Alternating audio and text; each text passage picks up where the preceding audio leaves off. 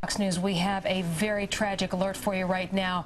An incredible plane crash into the World Trade Center here at the lower tip of Manhattan. It's believed a 737 has crashed into. There's speculation at this point, but at least 3 floors taken out, crashed into the side of the building. Joining us right now, one of the producers with Fox Report, Owen Mugan on the scene. Owen, what do you know? What do you see? Where are you? Yeah, Brian, I'm on the roof of my building, which is about 5 blocks to the south of the World Trade Center. I'm looking right now at the World Trade Center. There's a massive gaping hole on the second tower. It's about 15 stories from the roof.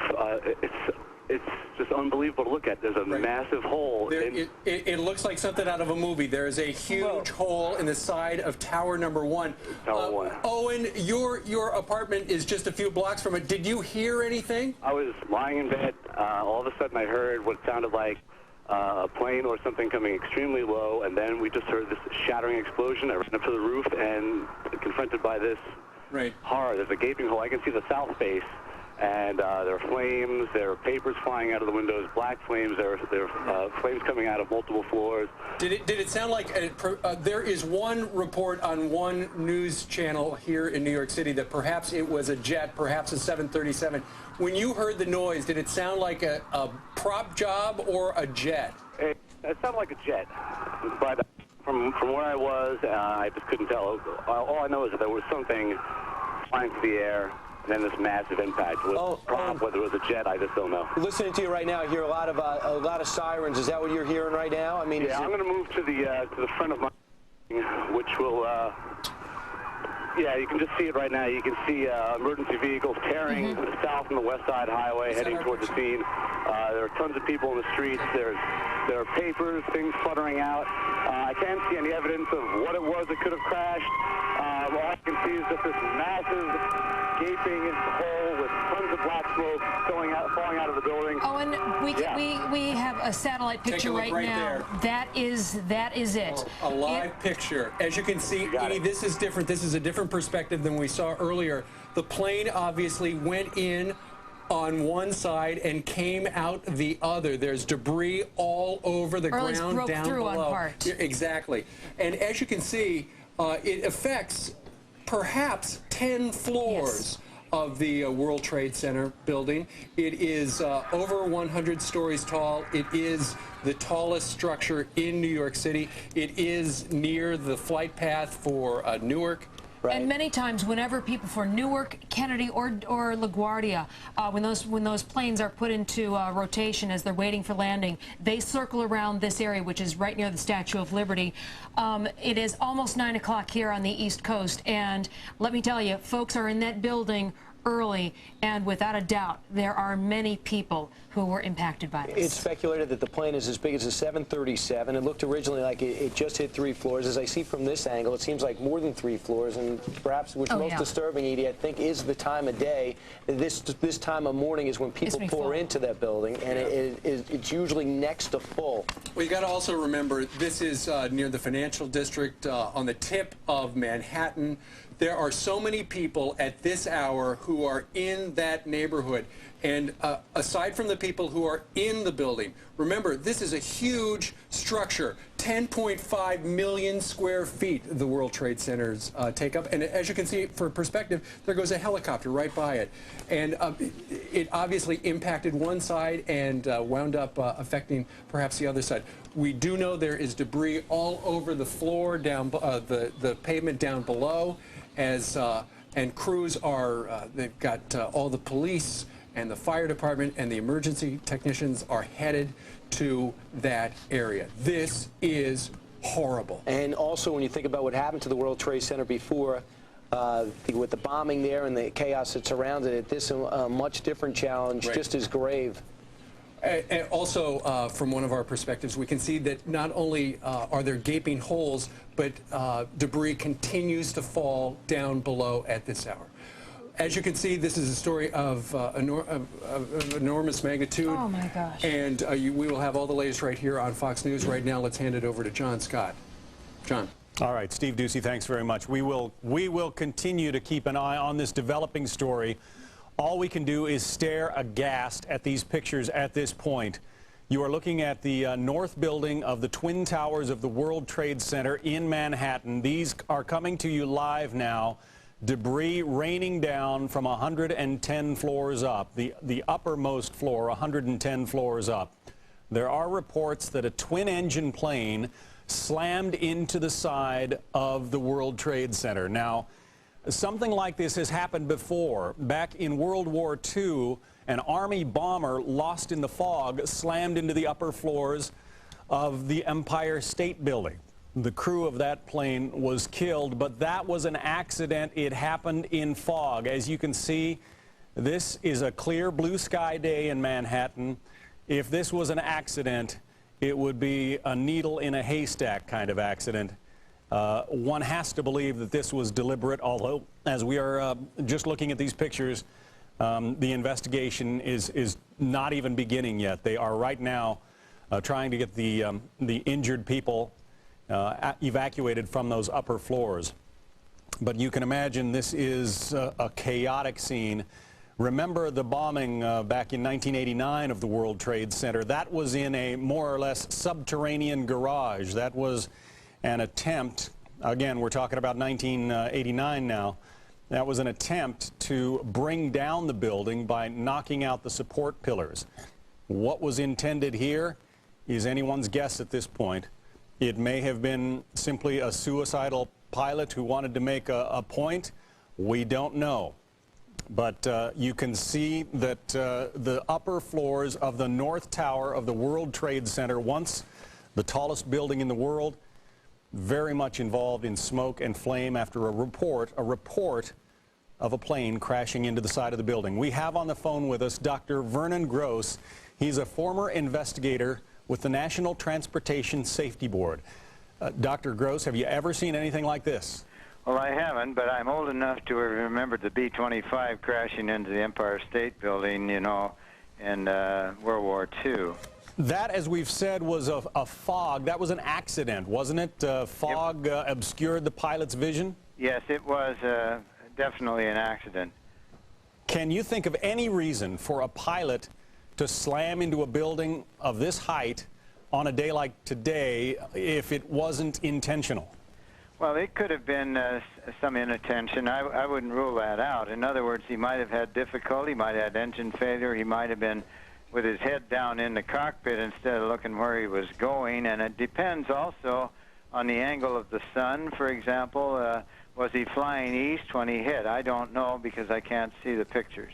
Even for light planes, there is a traffic way up the Hudson River not very far from these buildings, isn't there? Oh, yes. The buildings are close to the river, and furthermore, if you've got three major airports in the area, LaGuardia, Newark, and JFK, and it's the busiest air corridor in the world from that point of view, so he could have been confused. And there are some height limitations. In other words, the planes that fly by there, I'm talking about personal aircraft, light aircraft, and even some, I guess, commercial aircraft. I know that I've returned to the city from time to time and come in at about at a height about level with the top of the building there. Well, certainly, and you have a lot of helicopter operations in that area down at that low altitude. So is it in your view, this could have been an accident? We're not necessarily talking about a deliberate act here. I wouldn't think so immediately at all. You've got to find out why he crashed, and obviously if it's a deliberate terrorist act, then there'll be a message probably from somebody taking credit for it. But right now it sounds as though the early morning sun, we've had drivers in cars get blinded, you know, by the sun. You could have aircraft trouble. So he could be distracted. There's a number of reasons why the aircraft might hit the building. Eyewitnesses are saying it was a small commuter plane. Again, these early reports are just coming in now from the wire services. A small commuter plane apparently hitting the side of the World Trade Center. Happened, just a few minutes ago, but you can see the smoke. The smoke tower is growing. There is quite a bit of flame inside the building. The two towers home, at least during the day, to upwards of 50,000 workers in those 220 floors. Right. I am reminded of a couple of things that happened recently, Dr. Gross. Not long ago, within the last couple of weeks, in fact, there was a pilot who flew.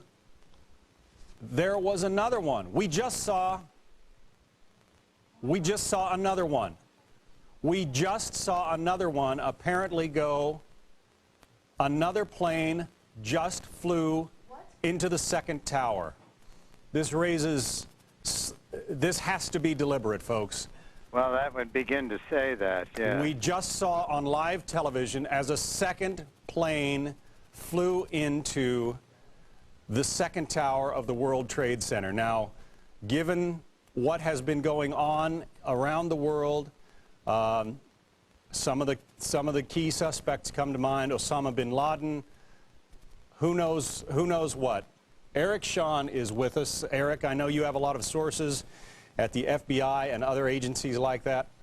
What can you tell us? Well, first, I apologize for being out of breath because I was walking down Fifth Avenue, which is close to our studios, and I heard a jet, perhaps a 737 or a small Airbus, flying low, unusually low over Fifth Avenue, making a right. I'm not going to say, I don't know, I don't have any reports on what type of plane hit the World Trade Center, but people looked up and it made a right toward the building.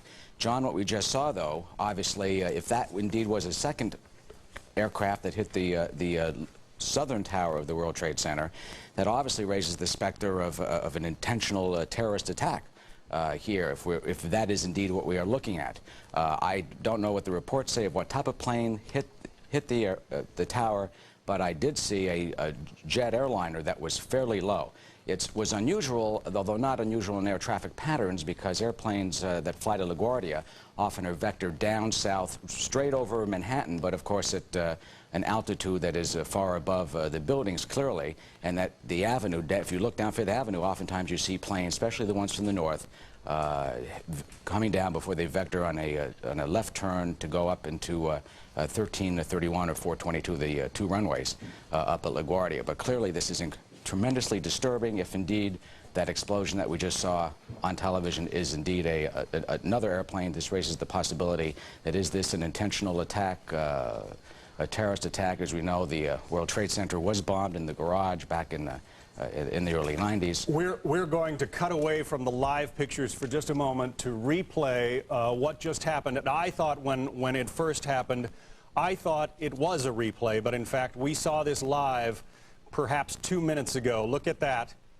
A jet plane, clearly a jet plane, a good-sized airplane, slamming into the second tower of the World Trade Center. This after a report of another plane slamming into the North Tower, both towers now in flames. We have reports of at least 6 people killed, 1,000 injured, and clearly those numbers are going to go up. Bill Stokes is on the phone with us. He is an eyewitness to what happened. Bill, we just saw the video of the plane hitting the second tower. What did you see? Well, I got to correct you and say I wasn't exactly an eyewitness. However, I was an ear witness. I live on Thompson Street in the Village, which looks directly down to the two towers.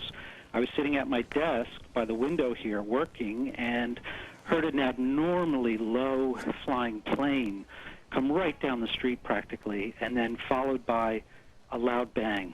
People rushed from the apartments onto the street. I've never seen anything like it.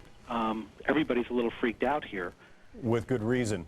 And there's a sanitation worker that was picking up garbage that actually saw the plane fly down that street over Soho, and he saw it hit.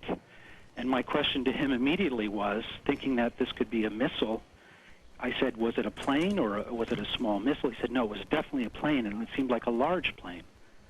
Well, we saw a large plane hit the second tower minutes after the first tower was engulfed in flames. We're going to look at it again. Look at the lower part of your screen. There is clearly a jet, a twin-engine jet, slamming into one side, and then the fireball the debris raining out the far side of the South Tower of the World Trade Center. Now, Erica, I am reminded again of what happened back in 1989. The intent of those terrorists back then was to actually bring down the tower, wasn't it? Yes, and I would obviously think if anyone is in there, they've got to get out immediately, I would imagine. What we just saw was a twin-engine, it appeared to be a twin-engine jetliner. You've got several makes. It could be a 737, perhaps. It looked it's kind of large, so it could be a 737-800, which is the newest generation of airliners. I think the question is, where does that airliner come from? They're expensive. Was it hijacked? Do we know where it came from? Were there any markings? Were they are these intentional pilots who are kamikaze pilots executing this kamikaze attack into the World Trade Center? Were they stolen? Are they small Airbuses? Those are flown by U.S. Air. The 737-800s are flown by the Delta shuttle that goes from LaGuardia to New York. You've got the one that I saw going down Fifth Avenue before it made a turn looked very white. Now that could theoretically indicate it would be a Delta shuttle. I'm not saying it is, folks. I don't want to alarm people. Also, Air Canada flies those twin-engine smaller Airbuses down from Montreal and down from Toronto.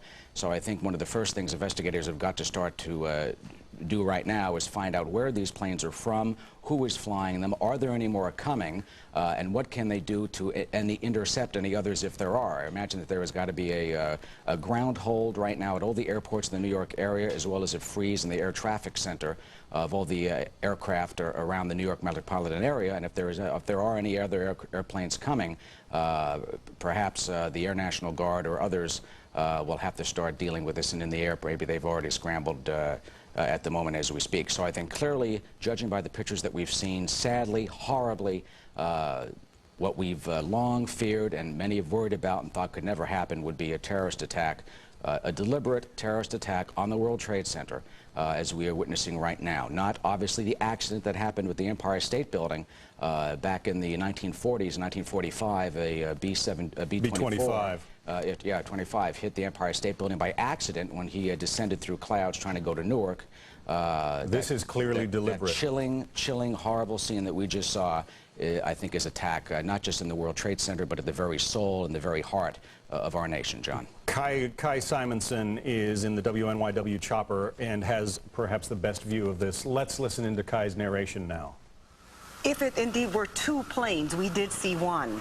How did they manage to get into the area and to just wonder, hit the plane like that? These are all the things that are going to have to be answered. How could two large planes just that quickly get out of control from our local government? Presumably commercial aircraft. Now we can't speak to the first one, but that second aircraft that to answer that question that is being raised, how could two aircraft get in there so close? Well, if two pilots want to take their planes anywhere, you know, it's a free country, and we don't have anti-aircraft guns on our skyscrapers. I mean, it takes a matter of seconds, literally, for a jetliner to get from Newark Airport to the World Trade Center. A jetliner at full speed could cover that distance in a minute or two.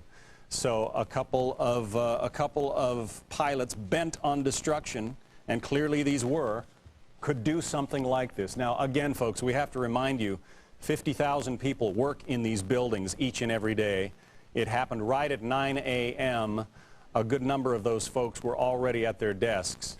The death toll is certainly going to be tremendous in this tragedy here, and that's all that we can say about it. It is a tragedy. It is abhorrent. It is disgusting. But John, you have to. I'm, wondering: are these pilots terrorists themselves? Are there terrorists in the cockpit who are holding guns to a pilot's head? Did they? I can't imagine. You can speculate completely about how this happens, because obviously it takes a lot of training and expertise to fly a complicated, sophisticated aircraft, whether it's a Boeing 737 or a smaller Airbus. These are not little Cessnas and little Pipers. So you have to wonder and raise what possibility there is with the type of scenario that was going on in the cockpit. All right, whether they are intent, whether it's the pilots or if they're hijackers. intentionally doing this. A lot of questions still to be answered. Let's listen in again to Kai Simonson from the Fox 5 chopper. The fire department and emergency services can handle both in that confined space without a tremendous Sometimes, no death matter toll. how much you set in place, how much you try to prepare for, until it actually happens, it's just not the same thing. Again, you're looking at a live picture of the World Trade Center, where shortly before 9 o'clock this morning, and then shortly after 9 o'clock, planes apparently deliberately crashed into the buildings. Alani DeVito, are you there? Alani DeVito, are you there? I understand we have another eyewitness to this catastrophe. Lonnie DeVito, are you there? Apparently we lost Lonnie, but again... This may be confusing to some people because in a sense it is a little confusing to me. We every now and then see what looks like, I don't know if it's the bottom of a chopper that is swinging back and forth. That would be our... That is ours. That would be the rotors from our chopper every once in a while. Hey, Jim. Lonnie DeVito, are you there? I am here. Can you hear me? Yes, I can, Lonnie. Thank you. This is Jim Ryan in the studio. Can you tell us what you heard and saw when the blast took place? Right now, I was actually talking to my brother on the phone about what happened. I was on my roof and I saw something from where I am. I really can't see what it is. I saw something go into the other building because from where I am, I could see the World Trade Center. I run downstairs and I see on the news that it looks like another fighter jet is what it looks like. And from my house, I can see all the smoke that's into Dyker Heights. I can see all of that. It's ridiculous. I can't believe all of this is happening, honestly. You say you're in Dyker Heights, yes. Lonnie? Yes. Okay. And could you hear the blast from where you were? No, I couldn't hear the blast, but I saw something, and it didn't look pretty. Exactly how I can't explain it in any other way. I'm in shock right now. All right, you are looking at live pictures, folks. This is coming to you from the southern end of Manhattan, the World Trade Center, both towers in flames, apparently hit by two separate jetliners. The FBI is now checking out reports of a hijacking just before this terrible, terrible incident occurred. It happened, the first one was hit just before 9 this morning. The second one hit a couple of minutes after 9. John Hyers is an eyewitness to all of this, is on the phone with us. John, what did you see? John Hyers. John, are you with us? All right, we lost John Hyers. We have another view now of that plane slamming into the second building. Look at it. It's coming in from the side, coming low, hitting the building about in the middle. Folks, you see the pictures. It looks like Hollywood, but this is real. The reports are, again, these are very unconfirmed. We're trying to be responsible with what we bring you here. But the reports of a hijacking of a plane coming into the FBI, a hijacking of a plane shortly before this incident took place. Now, you can imagine if a couple of trained pilots, and this would not be beyond the reach of many terrorist organizations around the world, a couple of trained pilots were to take control of one of these sophisticated jetliners. Once they're in the air, folks, they are easy to fly. And you disengage the autopilot, you can take that plane anywhere you want to go. 50,000 people or so working in those two buildings, and both now have been struck by airliners. Our Wendell Goler is at the White House, rather make that Sarasota. He is traveling with the president. Wendell Goler, what's the reaction from the president? John, the president is here promoting a reading initiative on the second day of a two-day trip to Florida. He just finished reading to some children at the Emma Booker Elementary School and was asked about the incident. He said he was aware of it and that he would have something to say about it later.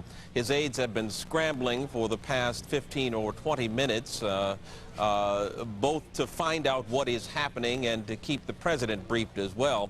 Mr. Bush is scheduled to address the school here and then return to the White House later in the day for a congressional barbecue at the White House. One must imagine that he may be going home a little earlier than scheduled, and that the barbecue, if it is held, will be a very somber affair.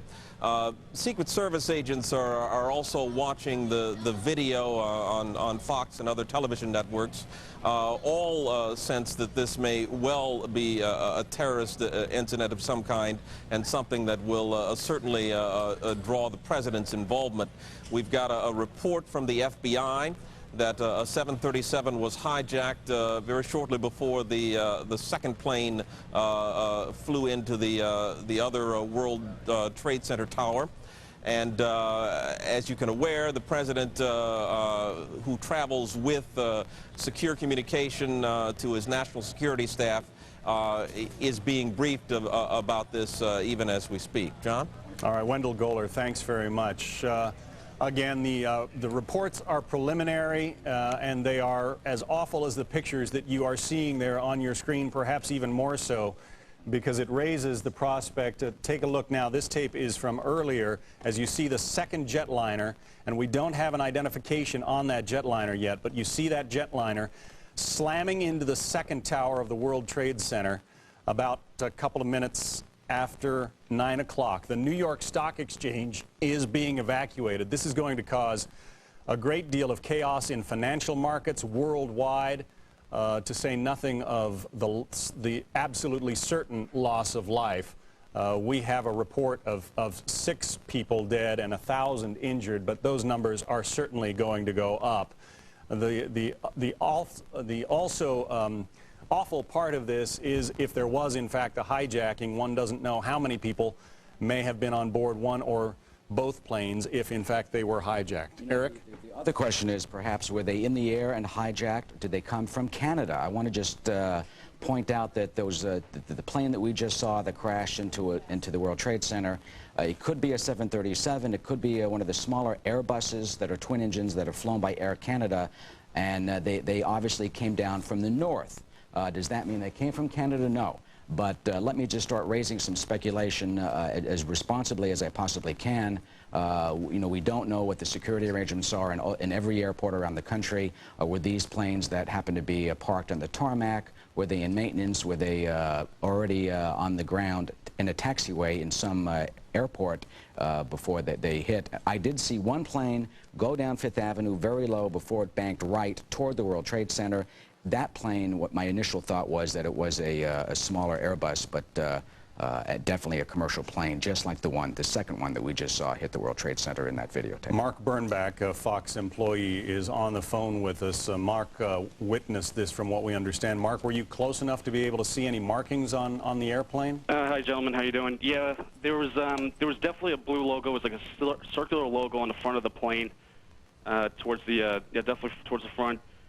It definitely did not look like a commercial plane. I didn't see any windows on the sides, and as far as I knew when I saw it coming down, I was like, well, LaGuardia is pretty far away, and that plane is really slow, and definitely very low. And I'm completely panicked. I'm sitting here freaking out. I cannot believe what I just saw. We are all shaken by this. We are watching the video now back live, but the upper floors of the World Trade Center in Manhattan in flames now after apparently 2 large airplanes, we're talking about jetliners here, slammed into the sides right around 9 o'clock this morning. Mark, if what you say is true, those could be cargo planes or something like that. You said you didn't see any windows in the side? I didn't see any windows on the sides. I saw the plane flying low. I was probably like a block away from the subway in Brooklyn, and that plane came down very low. And again, it was not a normal flight that I've ever seen at an airport. It was a plane that had a blue logo on the front, and it did not look like it belonged in this area, to be frankly about it. I mean, that's not an accident, in my personal opinion. All right, let's bring in David Lee Miller, our correspondent. He has an eyewitness with him. David Lee, what can you tell us? Good morning, John. I'm a few blocks from the World Trade Center right now. As you would expect, all the roadways are pretty much cut off. The only way to get near the buildings is on foot right now. The scene is absolutely a horrific one. You have people streaming out of the area. You've got people literally in tears and shock. People that just worked in the nearby buildings that cannot believe what has happened. Still, many of them remember the terrorist attack years ago on the World Trade Center, and for many of them, this is just an ugly reminder of that, although the details of what happened here are not certain. As I was walking downtown in Lower Manhattan, making my way to the World Trade Centers, I stopped to speak to Sylvia Fuentes. She's with me right now. We're a few blocks away from the building. She works in Lower Manhattan. She used to work in the Trade Center, and I'm going to actually hand her the telephone right now, and she's going to describe for us what she saw this morning as she was arriving at work. Sylvia? Mitch, yes. Sean. Hi, Sylvia. Yes, Sylvia, go ahead. I was at the deli on Fulton Street, and I heard a loud rumbling, and when I walked out of the deli onto Fulton Street, I looked up in the air, and there was an airplane actually going into the World Trade Center, and flames were coming out, and smoke was just billowing in the air, and tons of people were running down Fulton Street, just running each other over, and I made my way back to my office on Water Street, and when I got upstairs, I looked out my window to see what was going on, and the Second World Trade Center just went into flames, just from 1 minute to the next.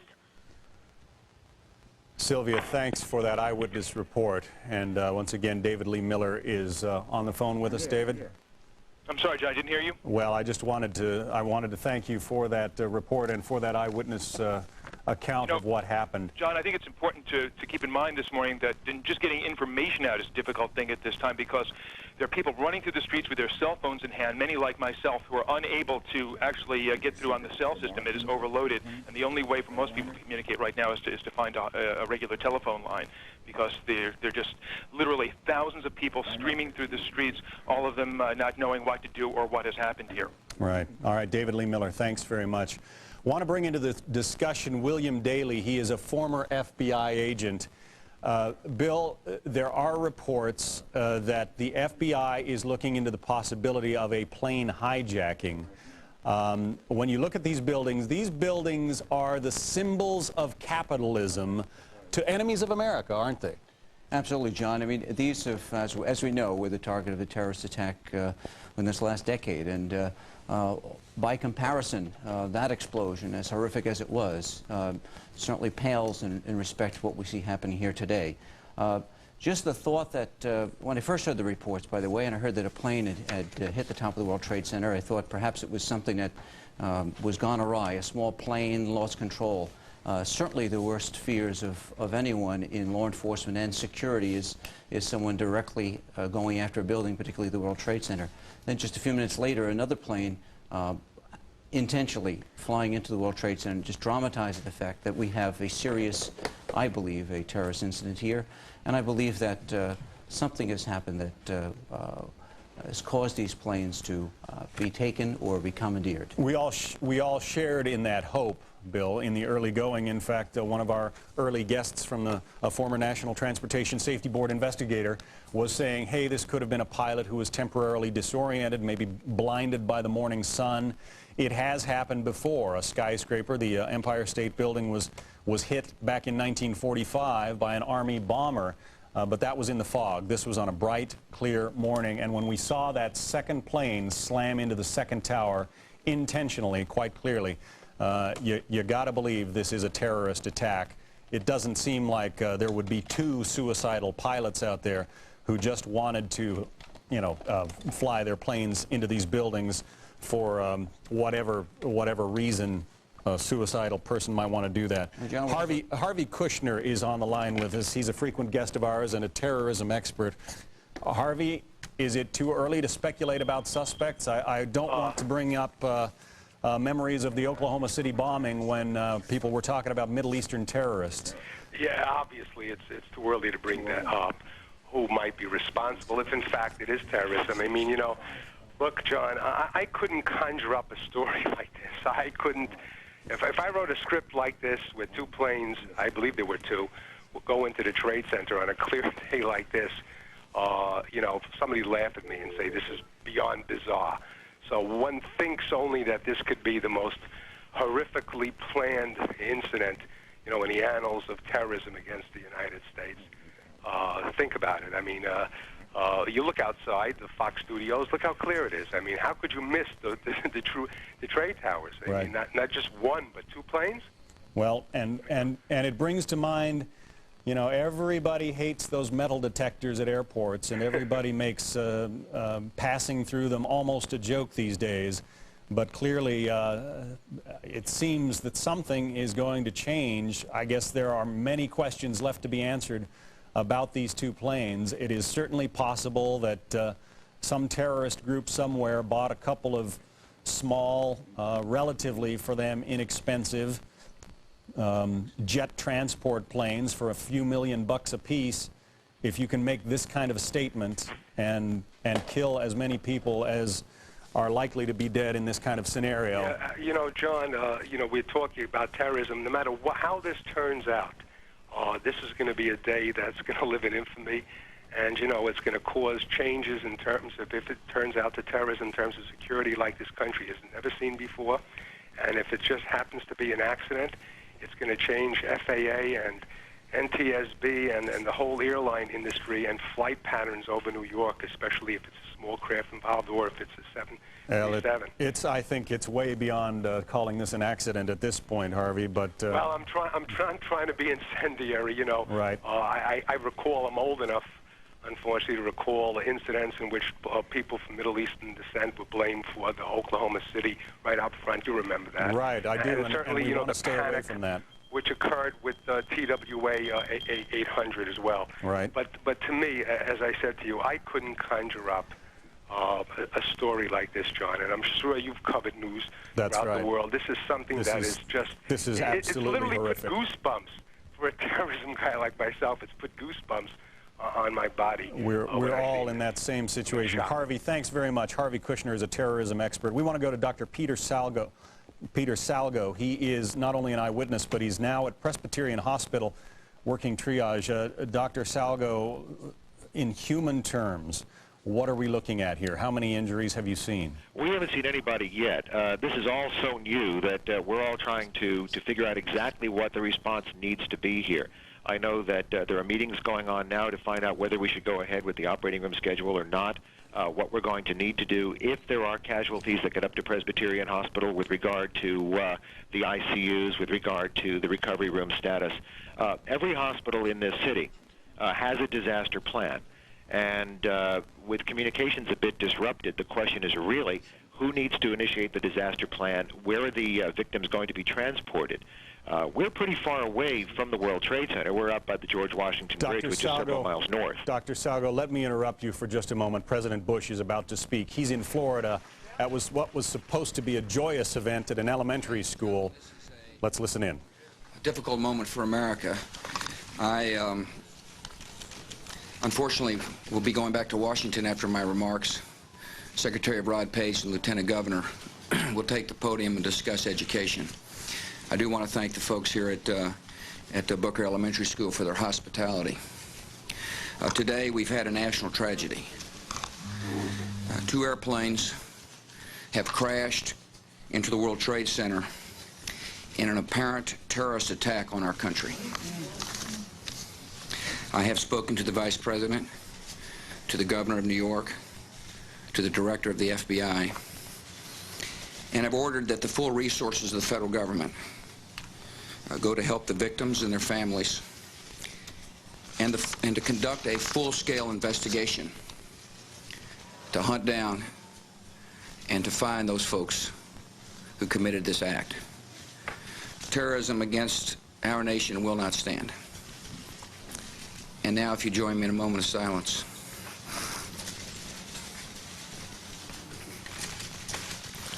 May God bless the victims, their families, and America. Thank you very much.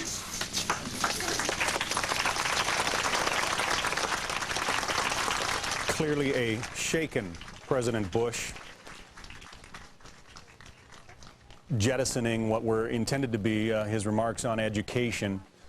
Perhaps a little more education worldwide would prevent this kind of thing in the future. But we are going to be looking at an enormous death toll. 50,000 people work in those 2 buildings. They have been slammed into by airplanes. You're looking at the footage of one of the planes coming in earlier. This is the second plane, a jet aircraft, hitting the World Trade Center about 2 minutes after 9, perhaps 5 minutes after 9 this morning. Rita Cosby is on the phone with us. And Rita, I understand you have a lot of new information. Yeah, John, I've just been told from a U.S. law enforcement official that they are saying it is evident that this is a terrorist-related attack, And among the key targets, key people that they're looking at is Osama bin Laden. It was just last Friday that the U.S. State Department put out a worldwide caution to American citizens traveling abroad and also to U.S. government facilities. And they said that terrorism knows no limits, whether it's on U.S. soil or outside. So they're certainly looking at that as a possibility. What I'm also hearing from my officials at FAA, at the Federal Aviation Administration, is that they believe the first plane may have been an American Airlines plane, a commercial jet, either a 737 or 757, and that it was a hijacked plane. This is what they believe. They're still trying to get this verified, but they did get some reports that there was an American Airlines plane that was hijacked en route from Boston to Los Angeles this morning. And they're saying that there is a strong possibility that that first plane that crashed into one of the towers, which does appear to be commercial, and looking at the video, they're saying appears to be either a 737 or 757, that apparently might have been the hijacked plane. In terms of what the second plane is, they said that does appear, as you've been reporting, John, to be a jet plane, probably a 737, twin-engine jet airplane. And those are the two things that are being looked at. They said at this point, there was no direct threat that they were aware of as any specific threat in terms of targeting the Twin Towers there in New York, but that they did have specific threats against Americans and American facilities around the world, and that's why they issued that worldwide caution. We also know that the FBI Rapid Response Team has been deployed. It is en route. Several FBI agents are already on the scene there at the Twin Towers, but they are definitely looking at this as a terrorist-related act, looking at this point not knowing who is behind it, but looking at the strong possibility that it may be Osama bin Laden, the mastermind behind the East African embassy bombings several years ago. Back to you, John. All right, Rita Cosby, thanks very much. I want to bring into the conversation William Daly. Bill, I know that Osama bin Laden likes airplanes, and again, we are not attributing this act to his organization, but he was implicated in a plot to blow up something like 13 airliners in 13 days, or 8 in 8 days, that back in the Philippines back in the 1980s, I believe. Exactly. Airplanes have been his terrorist weapon of choice in the past. They have, because they hold for someone like a bin Laden or other terrorists. The fact that you could take a plane and within just the number of people on the plane commit such a horrendous act at one time makes an impact to the world. Combine that with what we see in front of our eyes today at the World Trade Center, and you certainly conjure up the worst possible scenario that certainly law enforcement could think of what a terrorist might do. Before we get on to, possibly bin Laden, there are certainly other terrorist groups around the world that would like to do things like this. The question would be who might be able to actually carry out such an incident, whether by sheer manpower, training, or some other device. So although he's certainly our poster boy literally for terrorism worldwide, there are other groups out there that certainly have also ill intent against the United States. But what we see before us today is, as I mentioned before, is something that in planning scenarios gets almost into the catastrophic, where it's to prevent something like this from happening. Planes fly by, John, as you may know, and I know, having traveled in and out of the city, come up and down the East River by the hundreds each day, by the thousands each week, and passing by the Trade Center. At rooftop level. You look down and you see the antenna, you see the windows. So this is something that even on a bad day, they fly up and down that route. Today was a perfectly clear day in New York. Even if some air traffic controllers saw those airplanes, and certainly they would have been in view of air traffic control, it might not have looked all that unusual. The first plane, which from my appearance, I saw it over Fifth Avenue heading south when I was coming to work, appeared to be a 737, or as I said, a smaller Airbus. That could fit with what Rita just reported, that her sources are saying that perhaps it was a plane hijacked from Boston, which obviously is north, that is a used air route down through Manhattan before planes make a left into LaGuardia. So clearly, perhaps there may not have been an indication that something was wrong at that time. I just want to remind our viewers that the NASDAQ and the New York Stock Exchange have not opened for the day for obvious reasons. This catastrophic terrorist attack on the World Trade Center right there in the Wall Street area. The two markets have not opened for the day. No word yet on when they will open, but clearly Given this kind of turmoil, you don't want to throw the financial markets into a complete panic. John Fund from the Wall Street Journal is on the phone with us. John, were you in the area when the planes hit? I was across the street in my office building. What did you see? What did you hear? I heard an incredible sonic boom, and looked up, and there were already much smoke and flames pouring out of the building. And about 15 minutes later, of course, a second sonic boom, which of course would have been the second tower and the second plane. What about injuries, John? Well, can you tell us? The most terrible and heartrending thing about this is, about 15 minutes ago, bodies started dropping from the top floors of the tower closest to the highway, about at least 5 or 6, and it was absolutely terrible. Obviously, they had two choices: to be burned in flames or to leap and end it all. It was quite tragic. So these are people who apparently survived the initial explosion and fire and then found themselves engulfed in smoke. Yes, and they obviously had no alternatives at that point. John, I guess you just heard the explosions. You didn't get a chance to see the planes involved. No, I did not, but I looked up immediately afterwards, and of course the flames were everywhere. There's an enormous jagged hole in the first tower. The second hole in the second tower is much less extensive and much less dramatic, but there's flames out of that too. And of course there are flames burning in the parking lot across the street from the World Trade Center because of debris that has fallen down. And of course there's complete pandemonium here. And every building in the neighborhood is being evacuated or has been evacuated. Yeah, that's the prudent thing to do, certainly. When we are looking at video of the second plane hitting the World Trade Center, when we saw it happen on live television, as we were talking about what at that point were only rumors of a plane hitting the first tower, then that second one came into view, and it became pretty clear what's going on here.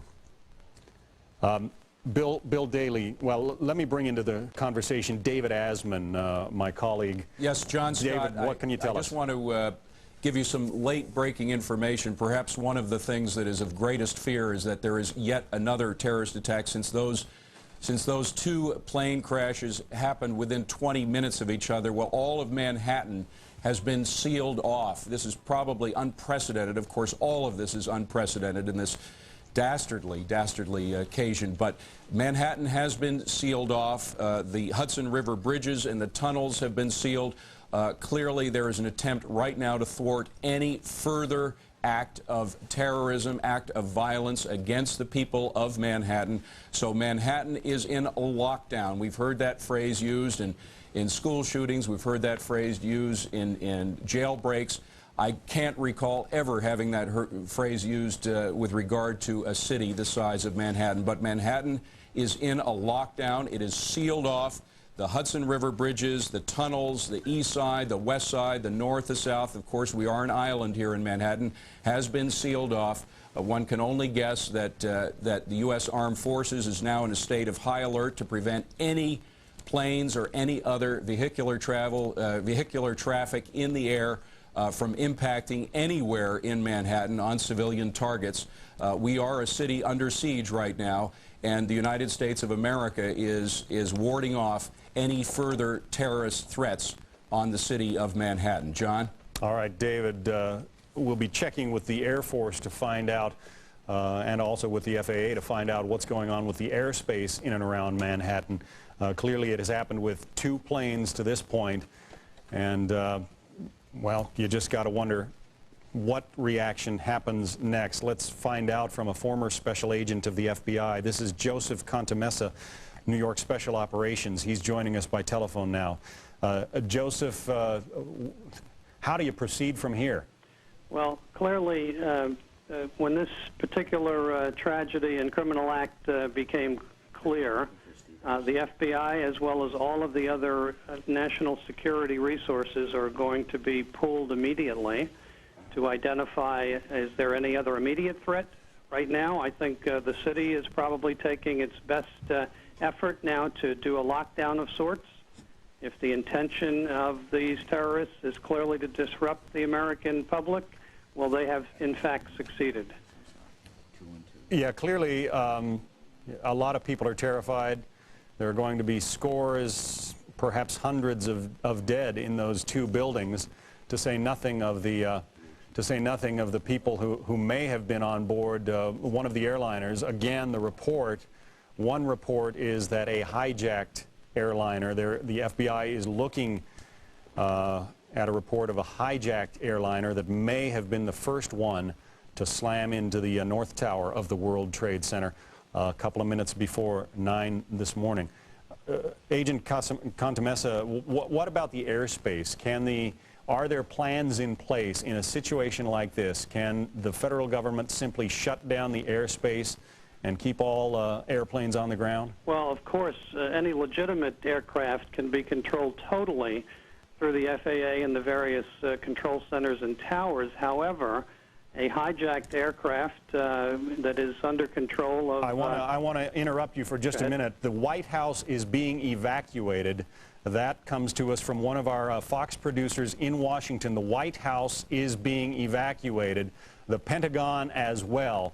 It should be noted that there are sharpshooters on the roof of the White House who have anti-aircraft missiles for just this kind of situation, but the White House is being evacuated. Now, you know that President Bush is not there. He is at this moment in Florida, perhaps boarding Air Force One to prepare to return to the nation's capital. I don't want to incite any undue panic, but there is a report only, of another aircraft that has crashed on Interstate 395, one of the main routes in Washington, D.C. Now, that is only a report at this point, but given the pictures you're seeing on your screen right now, anything is possible. David Asman is joining us from Fox Central. David, what do you have? John, we are hearing right now of another explosion that has taken place at the Pentagon. We have the heart of the financial district of America being attacked. Now we understand that there is an explosion, there has been an explosion in the Pentagon, the heart of the military command center of the United States of America, John. It can't get much worse than this. Let's hope. Let's hope. David Asman. That would be right next to Interstate 395, so that report, the Pentagon is next to I-395, one of the main commuter highways in and out of Washington, D.C. So, David, that would fit in with this report that we had earlier. We must, as we've said before, not only have we not heard that a city is under a lockdown, but we must say we've seen schools under siege. We must say now that we are a nation under siege. Right now, we are a nation under siege. There is a terrorist attack, as you can see, at the heart of the financial capital of the world, and now one at the heart of the military command center of the United States of America, the Pentagon. Apparently, there has been an explosion. We have no further details. We don't know the extent of that, but we do have word that there's been an explosion at the Pentagon as well. And there are some smoke clouds that we can see that is the Washington, D.C. area. You're looking at, I think that's the, obviously the old Executive Office building in the foreground, perhaps looking out over with the White House to the left. Now we're back looking at the World Trade Center. This obviously the most public type of attack. This video shown across the world, you have to wonder if the terrorists who are responsible for this horrible act are now watching these very same pictures that we are. Well, I have a feeling they are. Brian Wilson, our Washington correspondent, is on Capitol Hill. Brian, what can you tell us? Well, I can tell you that there was no increased security around the Capitol as I made my way into the building, but in the last few minutes we have seen a great deal of action around the city. There is smoke just across the river from the White House, not that far. And as you know, in the last few minutes there are reports that the Pentagon has been evacuated and the White House is being evacuated. Clearly, you're seeing now these pictures from Washington, D.C. as we try to determine exactly what has happened there, but there was an early report of a plane perhaps going down in that area. These are early reports, and we are still struggling to confirm the information. But we can tell you that they're taking things very seriously in Washington in that they are apparently evacuating the White House and the Pentagon. Here at Capitol Hill, Laura Bush is now speaking with Ted Kennedy. A hearing that was scheduled for her to appear at has been canceled. We would be watching very carefully to see whether she is also asked to leave the Capitol and go to a safe place. Yeah, Brian Wilson, the Capitol is being evacuated, we're told, and clearly that shot that we have on our screen now, this is the Pentagon just across the river from Washington, D.C.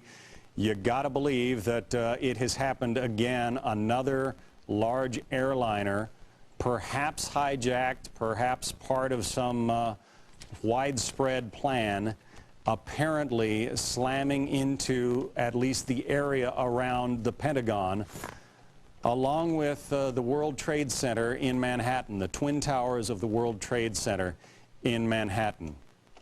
The Sears Tower in Chicago is being evacuated.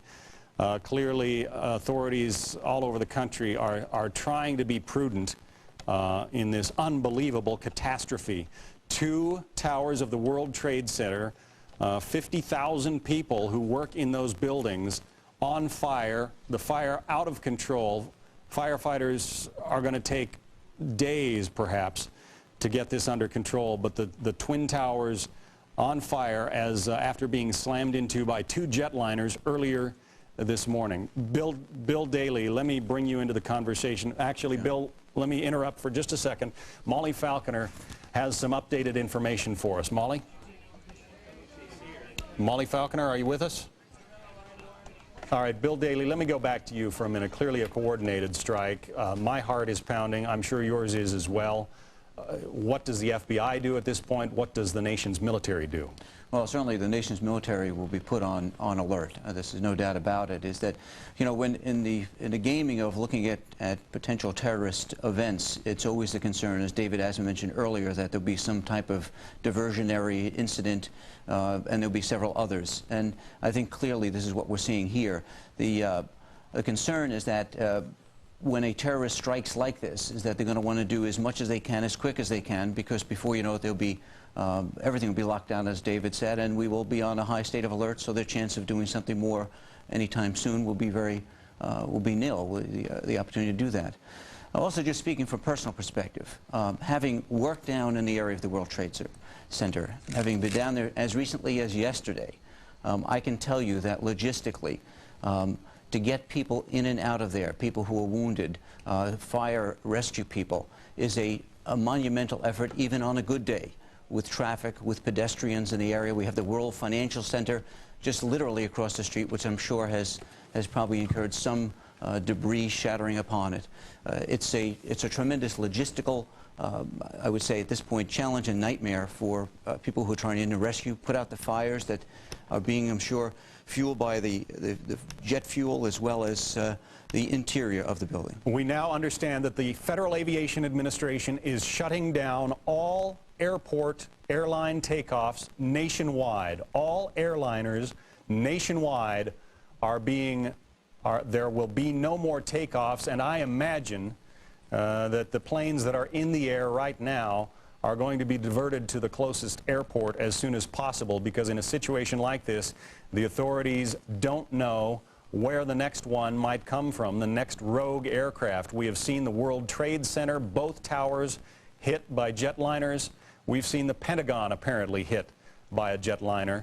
Authorities want to take every precaution they can, and so all aircraft takeoffs nationwide have been stopped. You've got to think that that is an indication, one would suspect, that this was a hijacking, or at least one of them was a hijacking, because that would indicate that they don't know if there is another plane where it would be coming from. And one way to prevent a repeat, whether it would be a fourth attack, if that's indeed what happened out at the Pentagon. Well, and we are looking at pictures of the Pentagon area now, Eric, and it's quite clear from the smoke cloud that some enormous explosion hit there. Would the Pentagon be protected by anti-aircraft missiles such as are at the White House, believed to be at the White House roof? Perhaps this plane, that if it was a plane at the Pentagon, was heading toward the Pentagon, could it have been shot down by our military before it got there? Because that appears to be smoke from jet fuel a little bit away from the Pentagon, not on the actual building itself, as we look at this. But let me again say, the plane that I saw was heading here in Manhattan. The first plane that I believe was heading south. It was above Fifth Avenue at a low altitude, which was rare, but it is a usual jet route from planes, especially planes that are vectored down from the north, whether it be from Canada or whether it be from Boston. As Rita Cosby, our colleague, had reported, there are sources telling her that perhaps it was One of the planes was a hijacked plane from Boston. We have witnesses at the Pentagon who say that a helicopter was near the Pentagon, and then there was an explosion. So again, folks, stay with us. This is all coming into us. Breaking news. You can imagine the catastrophe that we're trying to deal with here, but clearly 3 explosions, 2 at the World Trade Center, 1 outside or very near the Pentagon. Molly Falconer is at one of the New York area hospitals and has some updated information on the number of injuries. Molly? Hi, John. I'm coming to you live from downtown Manhattan, where St. Vincent's Hospital basically looks like it is under siege. There are flares out forming a block perimeter around this hospital. I've watched one victim come out of an ambulance, go in on a stretcher. They look exceedingly injured, and right now there are hospital beds lined up on the street right outside the hospital, waiting with paramedics right next to them for the waves of injuries they are obviously expecting to come in here. There's yet another one. I don't know if you can hear the sirens coming in now. New York City police officers have locked this place down with wooden barricades, more coming in on trucks right now. I'm watching lit flares get put in the asphalt here. There are hundreds of people lined up all around this hospital, and lines of people trying to get on payphones and hard lines just to get out to call into the hospital or call their loved ones. Nothing works down here. Our cell phones are down. All we can watch now are just the sirens and the paramedics on standby. The entire hospital staff. All right, we have lost Molly Falconer's connection. That would not be unusual given the fact that the World Trade Center is a hub of communications in this city, as well as being a nationwide financial link. Folks, it just bears repeating here. This is a tremendous tragedy, yes, but we are still the most powerful nation on earth. We perhaps will one day find who is responsible, and appropriate steps will be taken. They have not struck at America. They have struck at some individual places in America, but this country will go on. Let's go on to David Asman in Fox Central. David? John, as we've mentioned before, our job right now, the job of the armed forces of the United States, is to prevent any further terrorist attack. As a result of that, not only is the city of New York in a lockdown status, all entrances to New York have been closed, all airports nationwide have been closed, but indeed the White House has been evacuated, the Pentagon, of course, having been struck by some terrorist act. We're not sure whether it was an aircraft, what kind of an aircraft, but clearly the devastation is visible on the right hand of your screen. The Pentagon is in flames, is engulfed in smoke, as is the World Trade Centers. The Sears Tower in Chicago has been evacuated. Again, no specific information about whether there was a threatened attack on that, but no one is taking chances at the moment. The White House has been threatened as well. This is a shot earlier of that second attack. You see that jet aircraft bursting into flames as it crashes into the World Trade Center within 20 minutes of the other Trade Center tower having been attacked as well. Once again, the nation, as we speak, is under lockdown. Our armed forces are taking all necessary precautions to prevent another attack. Those include closing all United States airports as a result of this attack. As you see there, one that occurred about an hour ago, and an attack in the Pentagon as well. We are a nation under lockdown, and once again, we are prepared for the worst, but we are prepared. John? All right. David Asman, thanks very much. I want to go to our Washington managing editor, Britt Hume, who has the outlook from the nation's capital. Britt, this raises all kinds of questions about America's response, and I guess that response is not going to be immediate, is it? Well, whether it is immediate or not, the one thing I think we are seeing, John, is this series of evacuations from various buildings around Washington. And I think it's important to say that we don't know and have no reason to believe that the White House, for example, was facing any immediate or imminent threat. The same is true on Capitol Hill, where it appears they will be evacuating the building up here soon. Nothing has happened at either of those places. Obviously, if you put yourself in the position of officials with responsibility for any of these places, the safe move, in light of what we've seen, is to evacuate places, just as the safe move was for the authorities to close the airports to keep any new planes out of the sky. So I think we have a blend here of things that have really happened, which are chilling in themselves, and things that are happening out of precaution that may or may not denote any particular threat. So it's worth keeping all that in mind. As for whether there'll be any retaliatory action by the United States, obviously that's days away, and we're, if not longer, we it may be a long time before we know exactly how this was orchestrated, organized, by whom, and so on. This, of course, though, John, I think this is one of these days where we can say that things will not again be the same in the United States of America. This is the kind of terrorist attack that is the nightmare that experts and others have warned about, but some of us may have thought really could not happen on such a scale. This is quite remarkable. It is that. Britt Hume in Washington, thanks very much. And I think when the investigation is all over, we will find that this was perhaps somewhat easy to pull off, but that is yet to come. Jim Angle is joining us now from Washington. Jim, what can you tell us about that fire outside the Pentagon? Jim Angle, are you with us? I can tell you first that the roads around the White House, the streets around the White House, were blocked seconds ago. Members of the Uniformed Division of the Secret Service ran out to intersections and started diverting traffic. There are emergency vehicles on almost every block around the White House. The road south of the White House has also been blocked. And as you know, the White House is being evacuated. Federal employees are standing on the street corners in and around the White House, having left the building for fear of another attack. As you come into Washington from Virginia, about 2 miles from the Pentagon, you can see the smoke billowing up from the building. Huge clouds of smoke. So much so that commuters coming into town have pulled over to the side of a busy freeway, what is ordinarily a busy freeway, and are sitting, watching in amazement as the symbol of the United States Defense Establishment goes up in smoke. So there is an amazement all over Washington. People are not sure what to think. You've got a lot of federal employees standing around in this area watching as the streets are blocked off and emergency vehicles rush to and fro. We're not sure what they are up to, but clearly there is concern about the safety of the White House and the surrounding buildings. John. Jim, do you know anything about what kind of plane or helicopter is involved in that Pentagon incident? I do not, but I can tell you whatever it is, it caused substantial damage and fire.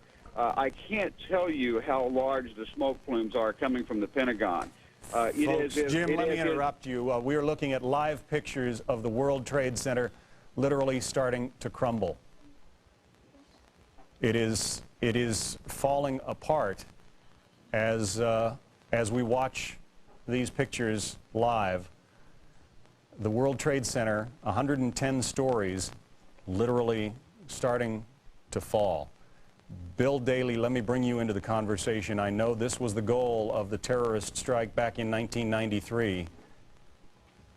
John, it was, and they thought they could do it by putting charges down in the basement and damaging the understructure. As much as these buildings were built to withstand a certain large hit, including some aircraft, apparently the structural integrity appears, from what we can see here, to be faltering to some degree. They were not designed, perhaps, to take a direct strike from something the size of a 737 or perhaps an Airbus, perhaps fully loaded with fuel. Steel will melt, and that. All right, David Lee Miller is still with us. David, what can you tell us? David Lee Miller, can you tell us what happened there? All right, David Lee Miller, who has seen his share of horrors around the world in trouble spots in the Middle East and elsewhere, is in that area reporting on what we think we can see. I want to stress it's tough to... Hello? Yeah, David Lee, what can you tell us? John, the scene is horrific. One of the two towers literally collapsed.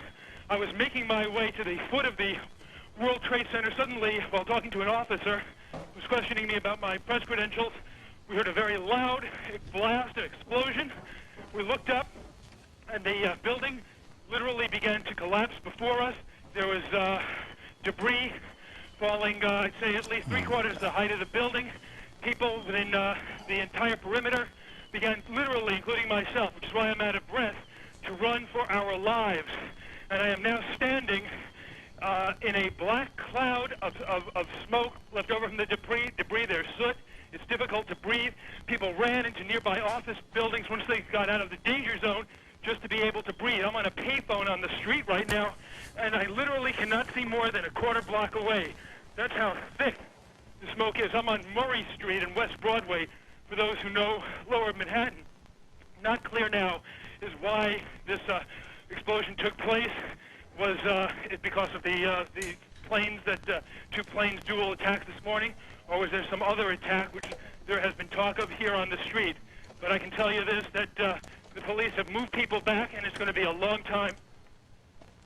Yeah, David, we are looking at the replay of what happened that you're describing. It happened just moments ago. It sure appears that the building simply collapsed. Yeah, David, if you're still with us, please keep on the line. It appears that the building simply collapsed of its own weight, that there was so much damage from the heat of the fire. As I said, steel will melt. The second, that was the building that was hit by the second plane, the plane that we actually saw hit the building live during our coverage. That is the building that has just collapsed. Now, it bears noting that that plane seemed to come in at a lower altitude. It hit the building lower down, and there was that tremendous fireball. So the damage to the building came at a point where there is much more weight on top of it, and those steel girders, strong as they are, had a lot of weight to support, and apparently, I'm not a structural engineer, but I'm just guessing now that they gave way. The loss of life here is going to be enormous. May God help those who are there, and the victims and their families, and all the souls that are lost today. I think it's safe to say that virtually every family in America is going to be touched by this disaster. This is what the terrorists back in 1993 tried to accomplish when they drove a van laden full of bombs into the garage. Apparently they were successful. John? Let me bring in the former governor of New York, Mario Cuomo. He's with us by telephone now. Governor, what's your reaction? That's the only thing I can ask you. It's the same as everyone else's. Everybody now is holding their breath and measuring the extent of the tragedy as it grows from moment to moment, and that will be the story, I'm sure, for the next 24 hours, is how much damage was done. I think the longer-range story is even more terrible. The longer-range story is who did it and why. And if it were a nation, it would be easy to deal with, but it's not a nation. It'll be individual terrorists. Excuse me, Governor, can you hold on for just a second? From the tower, from right to left, I guess west to east, and everything just all of a sudden just imploded. I ran as fast as I could, went inside of a building about a block away. I stood in the building for a couple of seconds, and then all of a sudden the building started filling up with smoke. I was with a bunch of law enforcement officers. We couldn't get out of the building because everything was locked up. And then I came out, and everything was filled with ash, and it looks like I'm in a surreal movie. Do you know if it was an explosion or if it was a building collapse? To me, it sounded like an explosion, then the building, the rolling sound sounded like the building collapsed. Were there other people? There must have been a lot of people on the ground nearby when it happened. Where that happened, there was mostly law enforcement. I don't think there were many civilians there. I don't know. Don't move, Pat. How many people would you say were on the ground when the building exploded or collapsed? Law enforcement, over on that corner there, I don't know. There might have been 100, 150, I don't know. What's your full name, officer? Police Officer Gronowski. All right, thanks a lot. Good luck. Folks, you're looking at live pictures on the left of your screen. On the right of your screen, the tower, one of the twin towers of the World Trade Center. There's thick ash on the ground, lots of it. Pandemonium here a short time ago. When the building did collapse or whatever it was that happened, it was a huge explosion, a huge rumbling cloud of smoke and fire came across Church Street and then started billowing this way, and all we saw was people running in this direction. Everyone, law enforcement people, a woman pushing a baby carriage. This is actually, we believe, debris from one of the planes that hit one of the towers on the World Trade Center. The FBI is here, as you can see. They had roped this area off. They were taking photographs and securing this area. just prior to that huge explosion that we all heard and felt. We'll try and talk to some of these guys. Can you tell me what you saw, what you heard? You all right? Yeah. All right, thank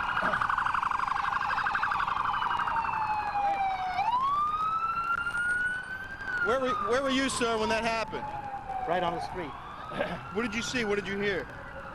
It felt like another plane coming.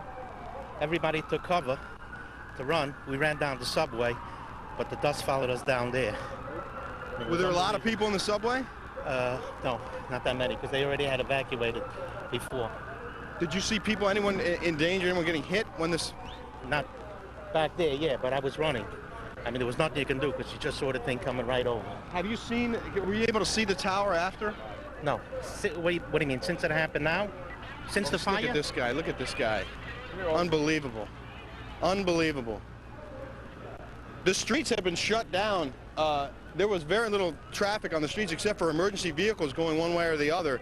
So there was not a lot of vehicle traffic in this area, but there were a lot of pedestrians on almost every single corner taking photographs and just looking at the building, which was still smoking and still on fire. A lot of police officers at the back. Officials up there that were right near the building. Where were you when the explosion occurred, when the plane hit the building? I saw it from my office, as a matter of fact, down the Lower East Side. So you came here? Yes. To check it out? Help. No, what do you mean? To see if we can help, but this is... Yeah. This poor woman. Wow.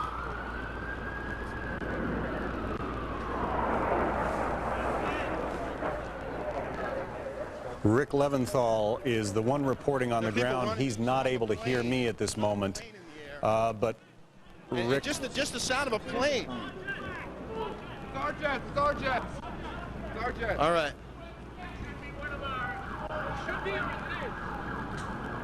What are you guys doing right now? What's your assignment? What's your assignment? Help people. Are there a lot of injured?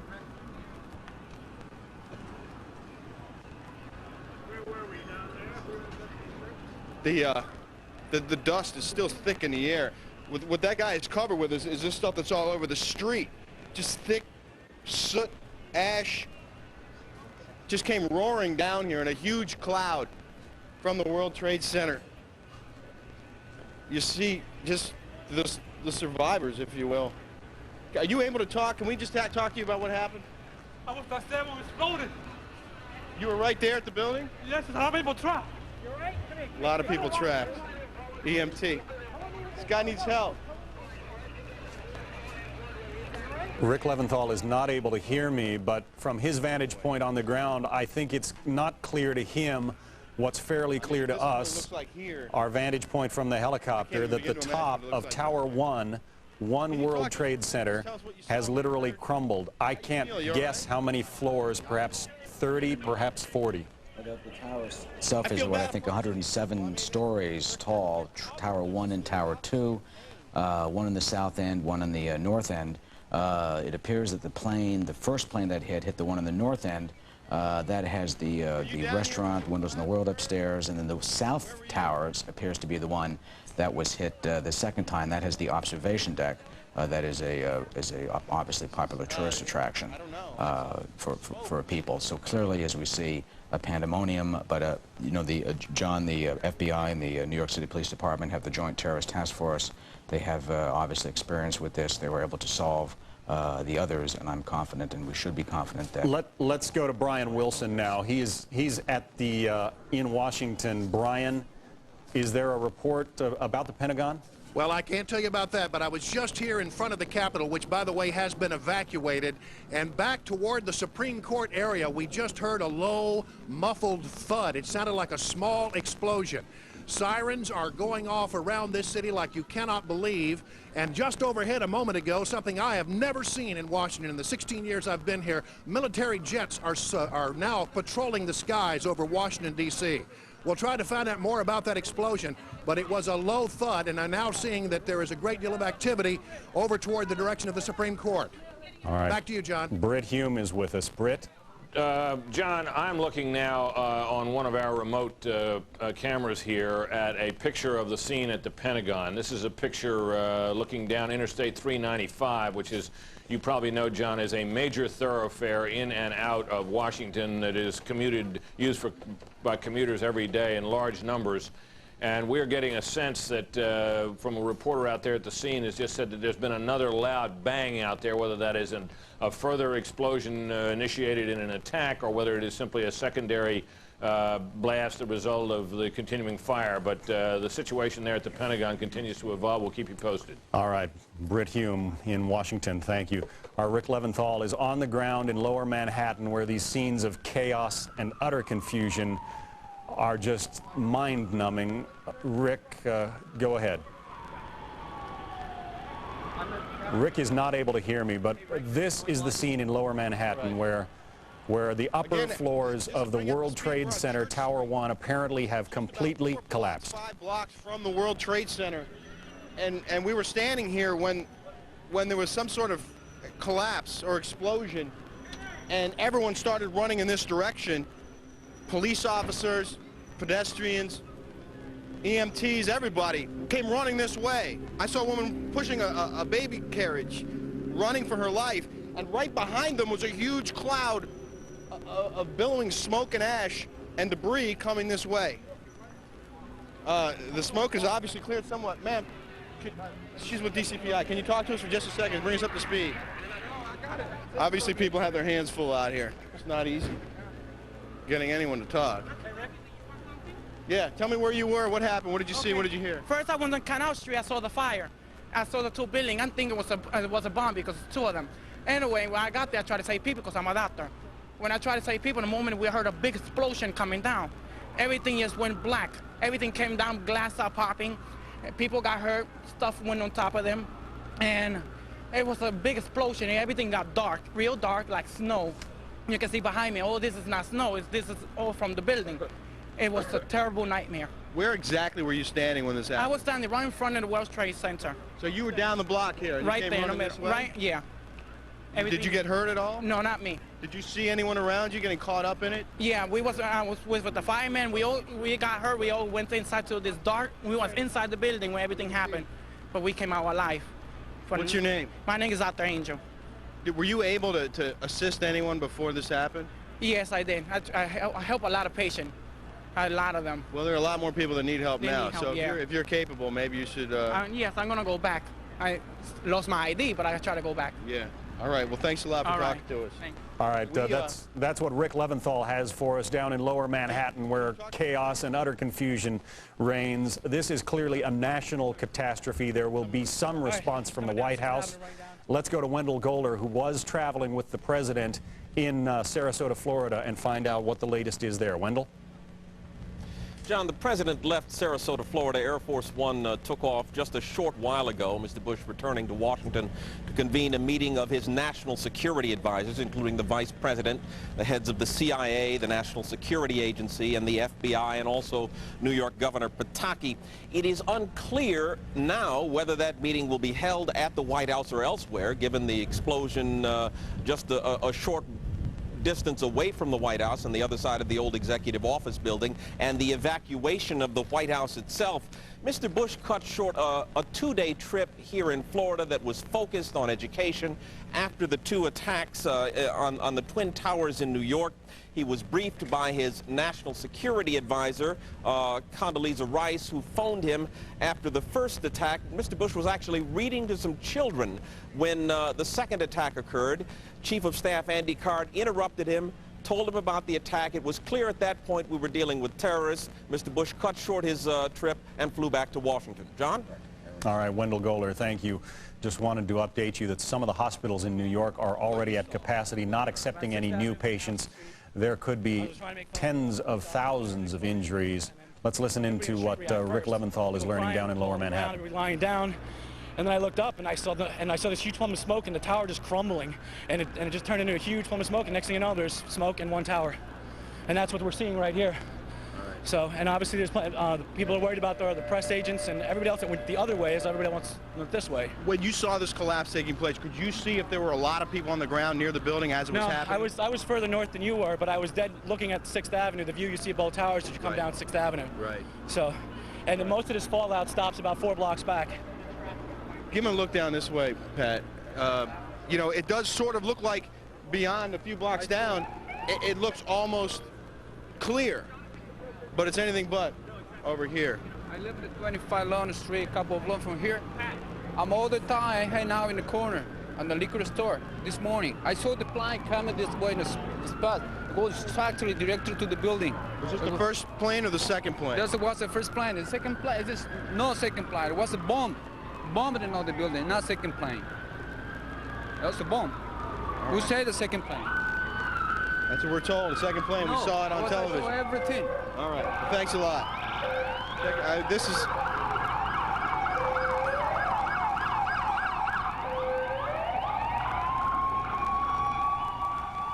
In case you're just joining us, this is the aftermath of a horrific event that began unfolding about an hour and 20 minutes ago. A jet plane slammed into the side of Tower 2 of the World Trade Center. Then a few minutes later, another jet slammed into Tower 1.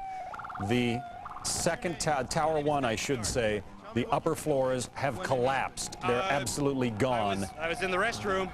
There was a big shaking. Some of the ceilings collapsed. Looks like there was a fire in the elevator shafts. And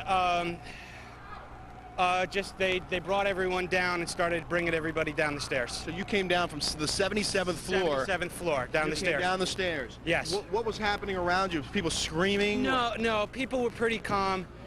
When we got down to 6th floor, there was like another shake or another explosion. Everyone started panicking, but everybody was really calm, and the police and firemen were very helpful. Which of the 2 towers were you in? 1, Trade Center 1. All right. And when you got to the ground, then what? It's just like, it's like rubble and dust, like inches thick, and like paper everywhere, and they just moved us out. How many people do you think were in the building on the floors that were affected? What do you think? I mean, I'm one office out of 20 on that floor, so I have no idea. How far above you or below you was the impact? I think it was above us. I don't know how many floors. We saw it on TV, but I don't know. What's the first thing you thought when you heard it? Had to call my wife. Did you? Were you able to? Yeah, I got through a phone line. I called her. I'm talking to you because I'm hoping she's watching so she knows I'm okay. What's your name? My name is Matthew Guard. Folks, clearly America is under attack. We can only hope that it's over, at least for now. Our David Schuster is in Washington, where there have been 1, perhaps 2 explosions at the Pentagon. David, what can you tell us? John, I'm actually in our office here at the Pentagon, and according to counterintelligence sources, they confirmed that it was a plane that crashed into the south end of the Pentagon near the helipad. This is a route that commercial aircraft flying into National Airport, which is just a few miles away, they take sometimes on final approach as they come to the airport. But again, intelligence sources, counterintelligence sources confirming that it was a plane that crashed on the side of the Pentagon. Now, here in our Pentagon office, our producer Chris Wright says that there was no shaking of the building or even sounds. Of course, the Pentagon is built to withstand attacks perhaps like this one, but we are getting reports from eyewitnesses who were on Highway 110, which is just west of the Pentagon. One eyewitness claiming that he saw a U.S. Air 737 plane headed toward... All right, let's listen in now to WTTG's coverage there outside the Pentagon. This is coming to you from the Washington, D.C. area. Okay, thank you. Hello?